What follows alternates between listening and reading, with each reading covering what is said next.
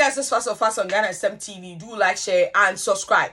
Guys, the member of the New Patriotic Party has petitioned IGP Yowonu not to release Abronya DC. Guys, this is quite strange because members of the New Patriotic Party have expressed their dissatisfaction about the arrest of Abronya DC. But here we are. One staunch member of the New Patriotic Party goes to petition IGP Yowonu not to release Abronya DC because he's a threat to our peace in this country. He's a threat to our democracy. Guys, this particular gentleman is an ardent supporter of Kennedy Akompre Japan. Guys, according to him, Abronya DC insulted the most powerful man of God in this country, Archbishop Duncan William. And according to him, Duncan William in this country is like Otunfo in Christianity. So how dare Abronya DC attack such a man of God? And according to him, he is here to petition IGP not to release Abronya DC. Guys, if you care to know, Abronya DC was arrested by Ghana police and arraigned before court yesterday. And Abronya DC, as we speak, is still in police custody, and the court had adjourned the case to Friday. So God willing, Friday, Abronya will come back to court and see if he will be granted bail. But as we speak, some members of the New Patriotic Party are saying that no, they rather see Abronya rot in jail than to be released back into Ghana or into public domain because he's a threat to our peace. Guys, how come? Like, what is going on with New Patriotic Party? Like, why are they so? Why are you hating on each other so much? What is going on? Like, doesn't look positive for the New Patriotic Party at this point? Because I find this particular action very ridiculous and strange. What level of hatred is this? How do you describe this manner of hate on your brother who is supposed to be a member of your same political party? Guys, let me understand this type of witchcraft. This man is so shameless and so embarrassing to even call yourself a member of the New Patriotic Party and you cannot defend your own brother who is in trouble, and you dare come to petition IGP Yowonu not to release Abronya DC. Guys, just watch the video to see how ridiculous and strange this particular story look. Media me babe kanegum send them my money bill. Ti betaji nkofo ye meeting kese. But me petition aba say or you be a obitimi ama security no ahoden aba fom. Say omoma ni bill a Abronya edinkan ye Duncan William. Duncan William, or the party for no, or Nick Kennedy, dear, me man 5 years or 8 years or 10 years, or beat me up back. I can't be or any personal relationship. Until your moon, I know dear. It beats me as a beg Duncan William, who beats me a digger in him. Duncan William, ne status no in the Christianity no, or to say utum for. What did not tell left and right, who be a who crew him hand come with. So what I say, no petition am there, but and what be Inspector General of Police, Mr. Tatanyo Hunu, ne ho joa menyewi. My friend, I am say meeting no mo yentino. Me wa ha, matro me din my bibia wie. Enti papa ne so no hunu no, yen ye fight ya me de ne be IGP. Ya bre won ho pa nti wo koyeye no, na ne ho abefi, na system no ho say Inspector General we, ye weak a, obi asori bi obedidi natem.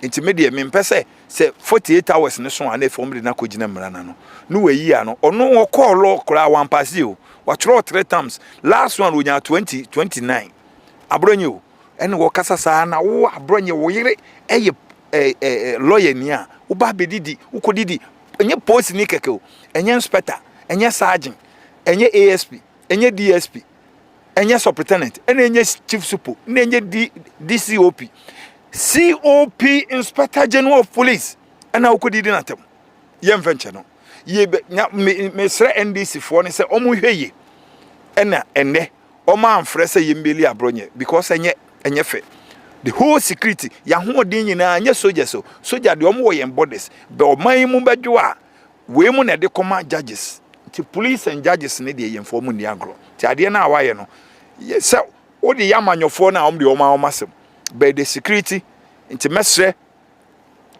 chief of staff and now say president say we mom for manu tutum mama nyuni bi enfo na tutu na police for na nkasa no omo deal with him tinka me ba besre tetenyo hunu en kotodwe enu ti na me bae but me bae na ehwa yeshi nti me kwa lesson ya start aba Bawumia stati MPP fo ewom mpanifo ewom omo eya alagifo omo eye imamfo wa unim se oyire wo MPP mu biala a wo kodi Bawumia chi wo baasi nim no ne ho ofa manenko because niema esisi wo during campaign time no empo no obi a ono ankasa de nana ode Bawumia be join ne campaign a omoma ne waiver no oba a woni na dakora Bawumia so ne kodai nti Bawumia de se wo yire kan campaign ne ho ampacho mane ntena fi no ne de no wo kora efe ne nani nso sisi wanya bibia no enkofo MPP mpanifo obi a pese Bawumia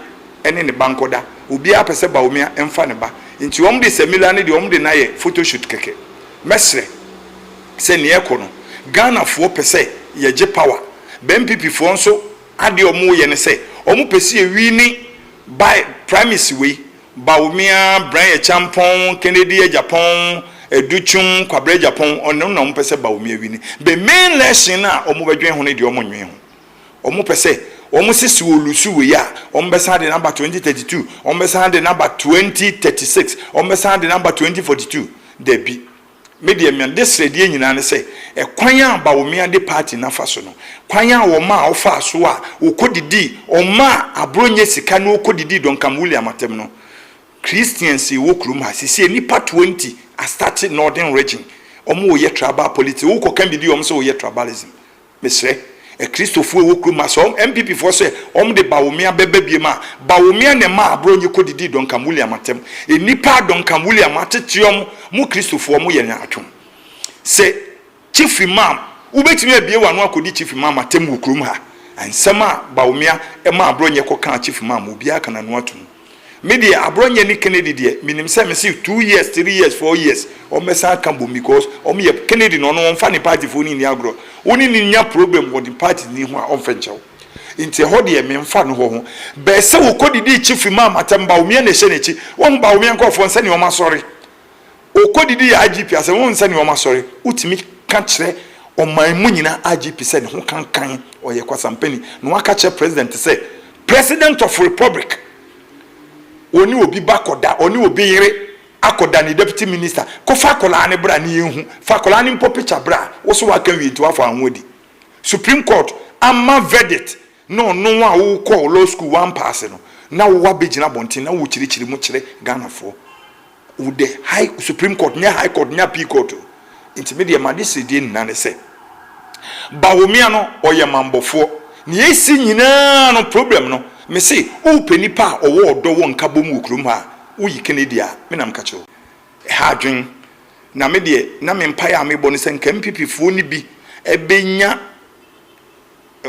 oyo honhom te se papa bi ba ne efre no obetiti kufo pa no ye ndisi ni asem foforo mo kai no asem foforo se mo kai asem foforo a enkese se MPP fo ni bi nya akukuduro no ogina se Bawumia ade a wo de ye party ye de ye pese hu ane se sisi ne enti ama mi bie ma no nyina ne se